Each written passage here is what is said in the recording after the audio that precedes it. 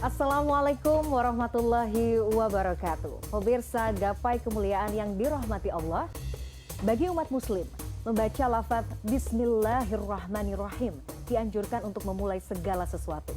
Bacaan ini juga menjadi pembuka setiap surat dalam Al-Quran, kecuali surat At-Taubah. Bismillah juga menjadi salah satu zikir yang juga memiliki banyak keutamaan. Lantas apa saja rahasia luar biasa di balik lafaz Bismillahirrahmanirrahim? Nah, untuk membahas tema ini sudah hadir bersama saya di studio ada gurunda kita semua, Kiai Haji Muhammad Faiz. Assalamualaikum Pak Kiai. Waalaikumsalam warahmatullahi wabarakatuh. Sehat hari ini Pak Kiai? Alhamdulillah sehat, baik. Hari ini tema kita sangat menarik, Iya. terkait apa hakikat kemudian lafaz Bismillahirrahmanirrahim. Tapi saya juga mengingatkan bagi Anda pemirsa yang juga memiliki pertanyaan, Anda bisa mengirimkan pertanyaan Anda melalui email yang tertera di layar kaca. Langsung Pak Kiai. Saya orang awam mungkin pahamnya Bismillahirrahmanirrahim dengan menyebut nama Allah yang maha pengasih lagi maha penyayang. Iya. Tapi sebenarnya kalau kita bongkar rahasia Iya. di balik lafaz ini, Iya. apa hakikatnya? Bismillahirrahmanirrahim itu adalah pesan pertama dari Allah Subhanahu wa Ta'ala kepada makhluknya. Kita semua tentu memahami bahwa wahyu yang pertama itu berbunyi Iqra bismi rabbika. Maka kemudian membaca basmalah itu sesuai dengan perintah tersebut.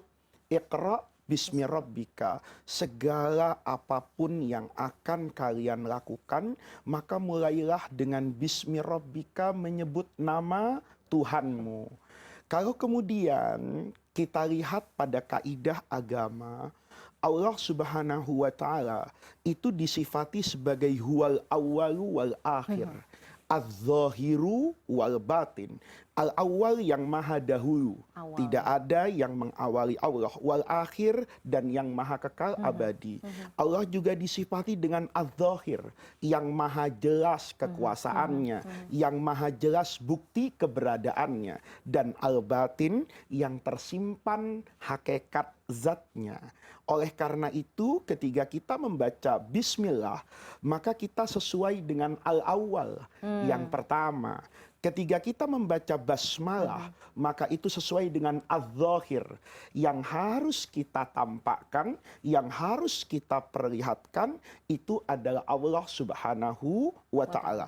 Maka di dalam hadis Rasulullah Shallallahu Alaihi Wasallam bersabda, kullu amrin dzibalin. Semua perkara yang penting buat kita, lam yubda, tapi itu tidak dimulai dengan membaca bismillah. Fahuwa khidaj, maka itu seperti miring tidak sempurna. Miring. Kenapa tidak sempurna? Ya kita kan kadang-kadang membuat kreasi, boleh jadi makanan. Mungkin rasanya enak, warnanya sudah bagus.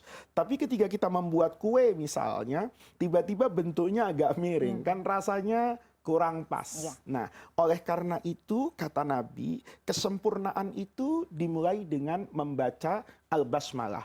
Bahwa ketika saya melakukan apapun, saya melakukan itu dengan nama Allah. Ini betapa mulianya. Kayak pejabat itu kan sering sekali bilang atas nama rakyat, dengan rakyat, bersama rakyat. Karena dia ingin mendapatkan poin plus.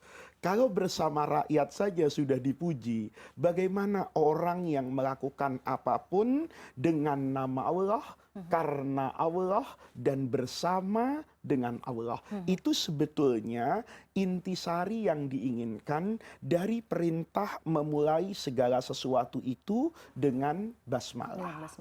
Jadi kalau kita bicara hukum membaca basmalah itu seperti apa Pak Kiai? Apakah yang memang yang diwajibkan apa? Kemudian kalau nanti bahasannya membaca basmalah itu sunnah itu dalam kondisi seperti apa? Basmalah itu intinya kan zikir ya, mengingat Allah.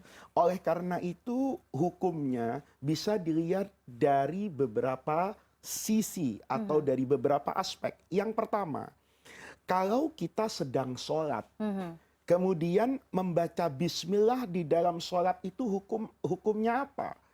Kalau terkait dengan Al-Fatihah, maka ulama ini berbeda pandangan. Yang pertama misalnya Al-Imam Abu Hanifah dengan Imam Ahmad bin Hambal ini mengatakan bahwa Al-Fatihah itu wajib dibaca. Tetapi bacaannya itu selalu sirron, tidak terdengar secara luas oleh makmum. Jadi kalau kita berjamaah misalnya, mungkin hanya makmum yang di belakang imam, 1-2 orang yang mendengar. Tapi secara umum yang lain itu boleh jadi tidak mendengar karena dibaca secara sirron. Baik sholatnya sholat jahriyah, kayak misalnya sholat maghrib yang mengeluarkan suara, atau sholat sirriyah kayak sholat asar. Itu pandangan dua imam. Pandangan Imam Syafi'i sama dengan mereka berdua. Hanya bedanya basmalah ini kata Imam Syafi'i wajib. Dan kalau sholatnya jahriyah, wajib dibaca jahron. Maka ketika sholat maghrib itu terdengar imamnya membaca Bismillahirrahmanirrahim. Imam Malik sebaliknya mengatakan bahwa bismillah itu bukan bagian dari suratul Fatihah. Kalau imam yang tadi, yang Imam Abu Hanifah dengan Imam Ahmad mengatakan itu bukan bagian dari Al-Fatihah, tetapi bagian dari ayat Quran. Kalau Imam Malik mengatakan ini adalah zikir yang Allah turunkan tapi tidak dijadikan bagian dari Quran. Jadi tidak dibaca, tidak apa-apa kata Imam Malik. Tetapi kalau dibaca pun itu juga memiliki keistimewaan. Jadi itu hukum basmalah ketiga sholat. Kalau di luar sholat misalnya, nah ini sebelum sampai ke sana, ini kita perlu jelaskan ya, bahwa ketika kita membaca bismillah, di situ ada isim, nama.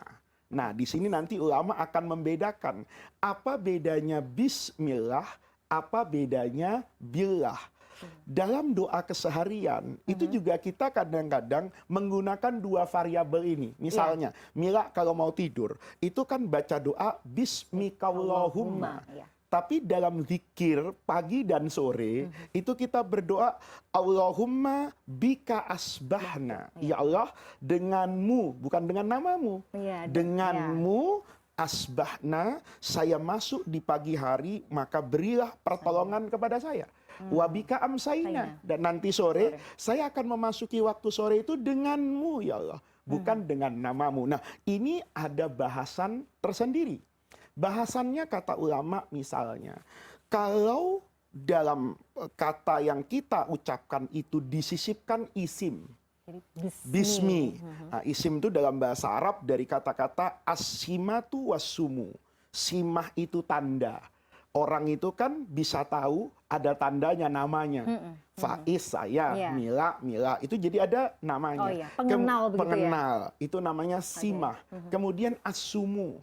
Nama itu ditinggikan dan dijaga. Maka ada pesan orang tua, jaga nama baikmu. Nah, dari pemahaman ini, maka ketika kita menyebut nama Allah, itu menjadi tanda bahwa Allah itu adalah Tuhan. Itu kewajiban kita untuk menjunjung tinggi nama Allah. Maka ketika ini disisipkan, bismillah, itu sebetulnya kita bukan meminta pertolongan Allah secara langsung.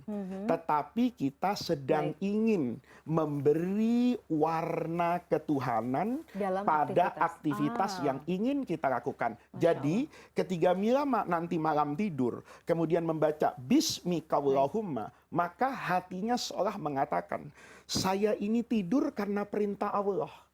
Perintah Allah apa? Setiap anggota tubuh manusia itu punya kewajiban dan punya hak. Mata itu wajib melihat yang baik-baik. Mulut itu wajib membaca Al-Quran. Tapi mulut punya hak untuk beristirahat. Mata juga punya hak kata Allah untuk tidur. Maka di sini ketika kita sisipkan bismillah, tidur kita menjadi bernilai ibadah. Masya Allah, baik Pak Kiai. Ini kita masih akan lanjutkan ya, terkait juga keutamaan membaca Bismillahirrahmanirrahim dalam aktivitas kita sehari-hari. Pemirsa jangan kemana-mana, Gapai Kemuliaan akan kembali setelah yang satu ini.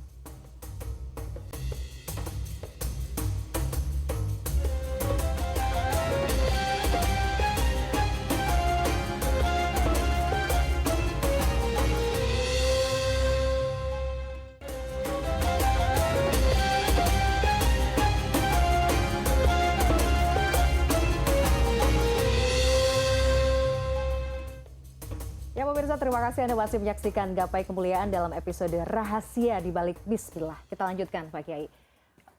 Jadi kalau misalnya ada yang bertanya, kapan afdolnya kita membaca bismillah? Apakah di setiap kegiatan yang kita lakukan? Dan dampaknya apa? Pastinya seperti itu. Ketika kita dalam setiap kegiatan apapun, kita bawa nama Allah.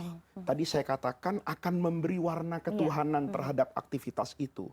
Kalau sudah diberi warna ketuhanan, di antara keistimewaan sifat Tuhan itu kekal. Semua yang ada di dunia ini tidak ada yang kekal. Penguasa boleh datang dan pergi. Kekayaan boleh ada dalam genggaman kita, bisa juga akan lepas dari jangkauan kita. Tetapi Tuhan itu yang maha kekal. Kata guru saya dulu, ketika ini diberi Ismullah, maka di antara kebaikan yang kita dapatkan, itu adalah kekekalan. Pekerjaan kita, begitu ini diberi nama Bismillah, dia kekal Mila. Dari dunia sampai akhirat. Sama kan? Manusia juga logikanya begitu. Kita beri bandara di Jakarta itu dengan nama Soekarno-Hatta. Kita beri misalnya nama jalan yang paling besar di Jakarta, Jenderal Sudirman. Itu kan untuk memberikan kekekalan dalam ingatan kita. Mengenang, Begitu sampai dari luar Indonesia, mendarat di Bandara Soekarno-Hatta, menjadi teringat bahwa negeri ini merdeka bukan hadiah dari penjajah. Dia ditebus dengan darah dan air mata anak bangsa. Direpresentasikan dengan proklamasi yang dibacakan oleh Presiden Soekarno dan Wakil Presiden Muhammad Hatta.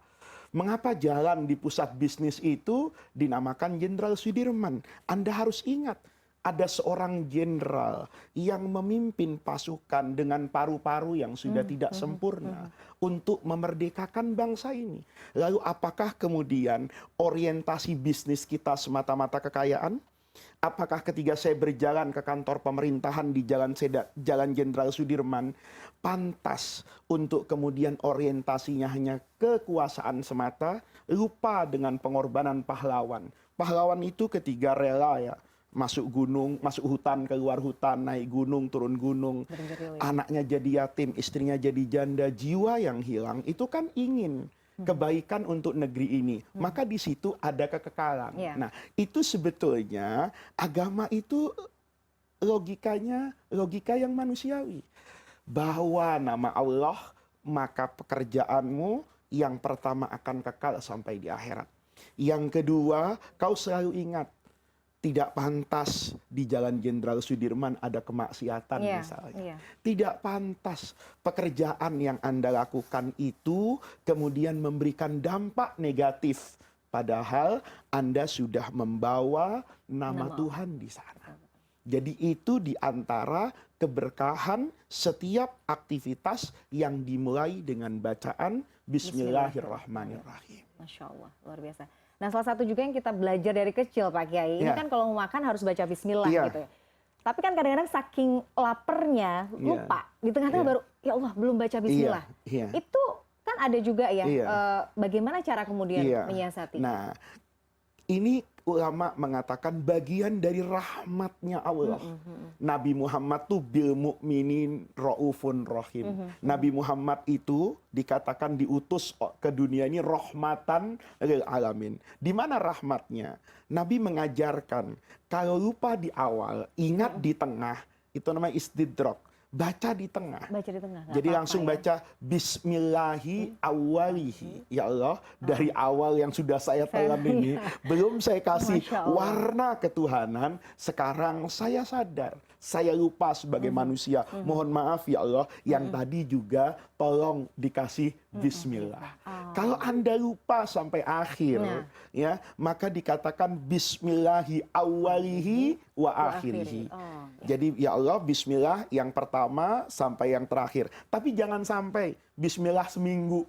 Sudah makan seminggu, tidak pernah baca Bismillah. Tetapi seandainya pun itu terjadi, tetap kita katakan Bismillah, ya Allah, ampuni dosa saya, ampuni kekurangan saya, atas kealpaan saya mengingatmu dalam seminggu. Nah, kalau soal itu diterima atau tidak, itu bukan urusan saya. Itu adalah urusan Allah. Tetapi jangan pernah lupakan Allah dalam setiap aktivitas yang kita lakukan.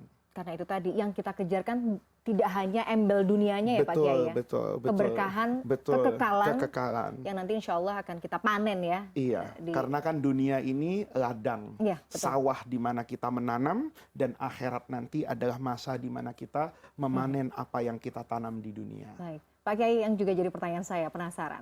Kalau kita breakdown ya, Bismillahirrahmanirrahim. Rahman dan Rahim. Rahman itu dan kan Rahim. menempel Iya. pada zat Iya. yang agung Pada ini. zat yang agung. Boleh kita breakdown, Pak Kiai? Boleh. Apa sih sebenarnya Boleh. beda Rahman dan Rahim? Iya. Kenapa harus dipisah? Iya. Yang pertama, Rahman dan Rahim itu dari 3 huruf Arab. Ro, ha, dan mim. Mim, iya. Itu rohima. Dari situ ada yang namanya rahim. Rahimnya perempuan.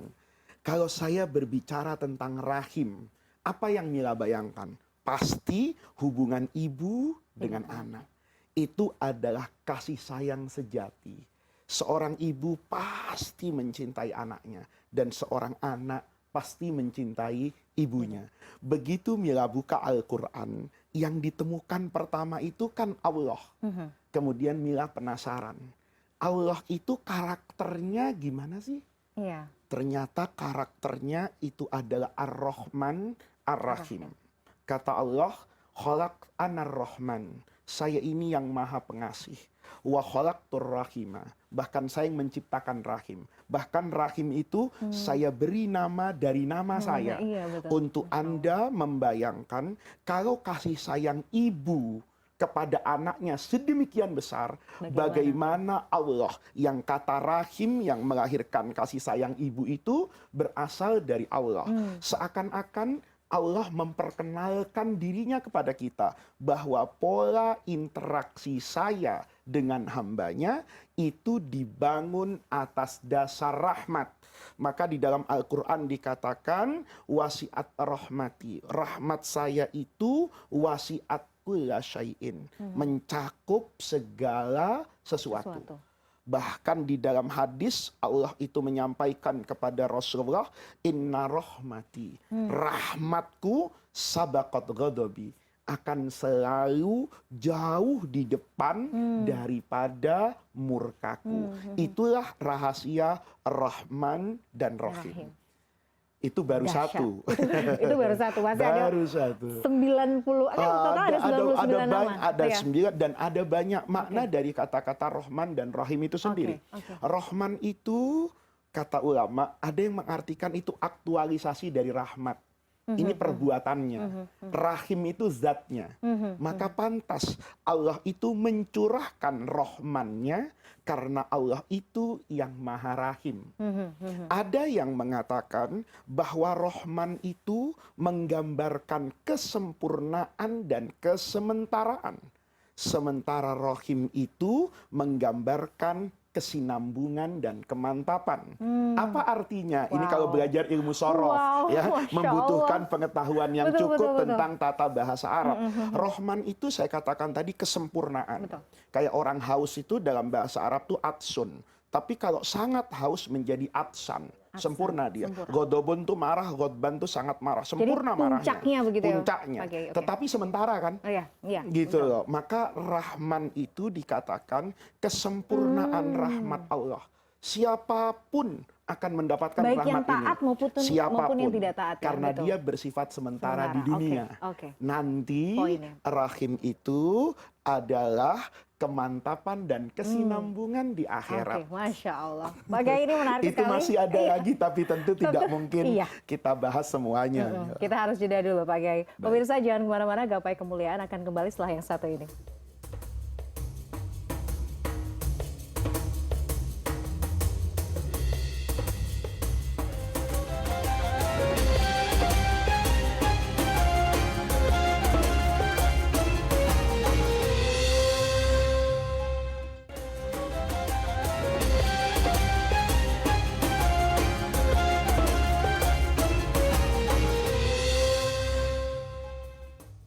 Ya pemirsa, Anda masih menyaksikan Gapai Kemuliaan dalam episode Rahasia di Balik Bismillah. Kita lanjutkan lagi, Pak Kiai, ini sudah ada pertanyaan yang masuk dari pemirsa Gapai Kemuliaan. Mari kita simak bersama.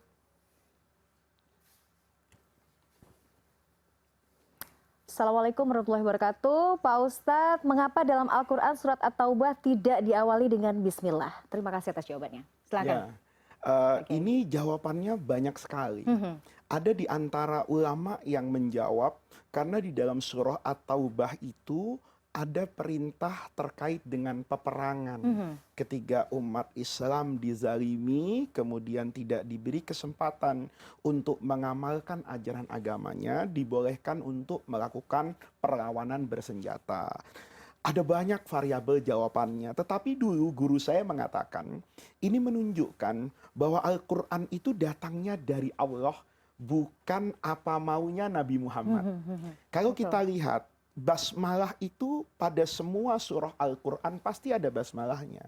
Tetapi di surah At-Taubah itu tidak ada. Tetapi di dalam surah At-Taubah itu ada bismillah.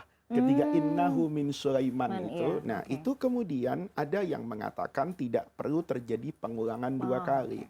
Tetapi yang paling menarik adalah bahwa di sini tata cara penulisan Al-Quran itu memang harus sesuai dengan apa yang dahulu disampaikan oleh Rasulullah. Ketika dalam prakteknya Rasulullah tidak membaca basmalah setelah surah Al-Anfal, kemudian surah At-Taubah, maka itu diikuti oleh para sahabat. Jadi di situ sebetulnya ada rahasia yang tersembunyi. Rahasia yang tersembunyinya, Mila, bisa jadi itu dipahami oleh manusia yang berbeda zaman. Ya, misalnya, kalau kita pahami menggunakan satu penelitian.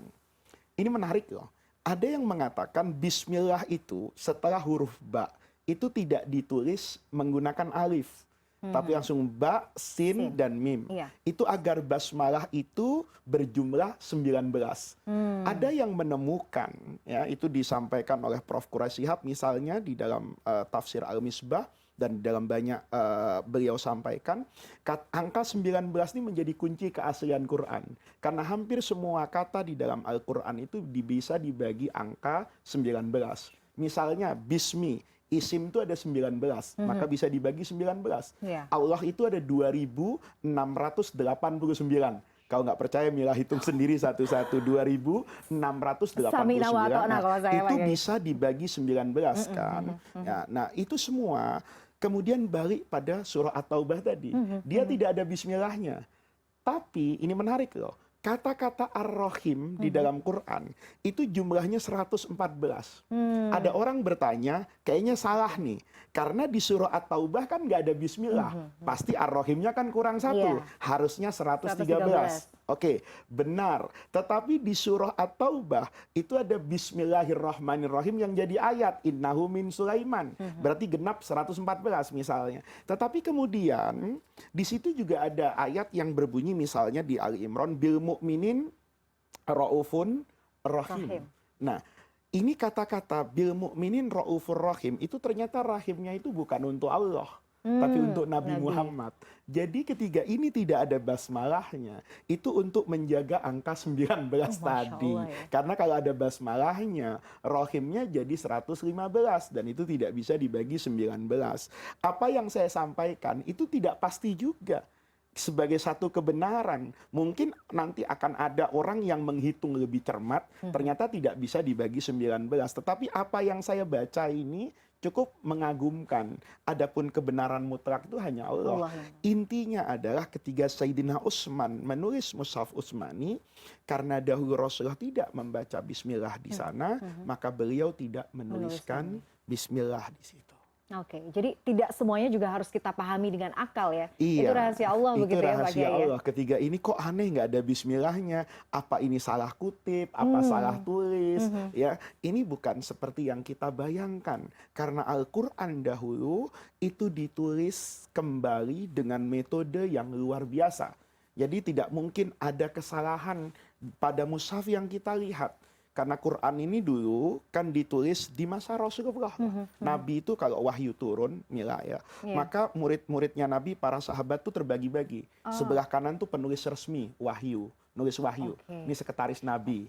Yang di depan Nabi itu boleh jadi orang yang menulis bukan atas perintah Nabi, tapi kemauannya sendiri. Sebelah kiri ini orang yang tidak nulis, tapi menghafal. Nanti ini terdokumentasikan dengan baik. Mereka hafal Quran, mereka punya tulisan Quran, tetapi tentu dalam alat tulis yang berbeda-beda. Mungkin ada yang kulit binatang, ada yang tulang, dan sebagainya. Di masa Sayyidina Abu Bakar kemudian disatukan dalam bentuk alat tulis. Itu dipimpin oleh Zaid bin Sabit, ketua panitianya. Itu dengan metode yang luar biasa. Zaid mengumpulkan para penulis wahyu. Pertama kali di antara penulis wahyu itu diadakan komparasi perbandingan Al-Fatihah Al-Baqarah. Itu hanya untuk meyakinkan tidak ada yang berbeda, tidak ada Al-Baqarah versi A dan tidak ada Al-Baqarah versi B. Tetapi diyakinkan oleh Zaid ini Al-Baqarah versi penulis wahyu. Dikumpulkan orang-orang yang menulis atas kemauannya sendiri. Ternyata versinya sama. Maka kemudian ini disatukan sebagai Quran versi tertulis resmi. Maka kemudian dipanggil yang punya hafalan, dicek satu-satu. Lagi. Jadi Ali Imran bagaimana validasinya. Ya, nanti setelah ini dikumpulkan, dibuat perwakilan misalnya 10 orang yang hafalannya paling sempurna, maka kemudian validasinya dipertemukan. Yang satu membaca apa yang ditulis, yang satu mendengar dari bacaan tulisan ini untuk dicocokkan kepada hafalannya. Ini namanya dalam teori Jam'ul Quran itu al-muqabalah baina ma kutiba fis sutur wa ma hufidho fis sudur. Masya Allah Pak Kiai, ini harusnya bisa jadi satu tema sendiri ya. Tapi singkat terakhir Pak Kiai. Iya. Hakikat tadi kita sudah bahas. Jadi apa yang perlu kita tanamkan dalam diri kita terkait dengan bacaan Bismillahirrahmanirrahim? Mulailah segala sesuatu itu dari Allah. Jadikanlah Allah itu pelabuhan di mana kita bertolak kemanapun. Ketika Anda memulai itu dengan nama Allah, ketika Anda memulai itu dengan mengingat sekian banyak sifat Allah yang maha, maka Anda akan mendapatkan keberkahan berupa pertolongan, taufik, hidayah, kebersamaan dari yang maha ini. Ini yang maha kaya, ini yang maha baik, ini yang maha kuasa. Maka perjalanan kita seolah-olah dibersamai oleh Allah. Saya ingin bertanya kepada Mila, kalau saya sudah dibersamai oleh Allah, siapa yang berani melawan saya? Dan kalau saya sudah kehilangan Allah, harus bersama siapa saya mengarungi hidup ini? Itulah pesan Bismillahirrahmanirrahim. Masya Allah, jazakallah khair. Pak Kiai sudah sharing, ini ilmunya sangat bermanfaat pemirsa. Tidak terasa kita sudah sampai di penghujung program Gapai Kemuliaan. Semoga apa yang tadi kita bahas bisa menjadi bekal untuk kita untuk menjalani kehidupan yang jauh lebih baik lagi. Amin ya rabbal alamin. Saya Meladia Rahma dan juga Kiai Muhammad Faiz undur diri. Insya Allah kita akan jumpa lagi pada Gapai Kemuliaan berikutnya. Wabillahi taufik wal hidayah. Wassalamualaikum warahmatullahi wabarakatuh. Waalaikumsalam.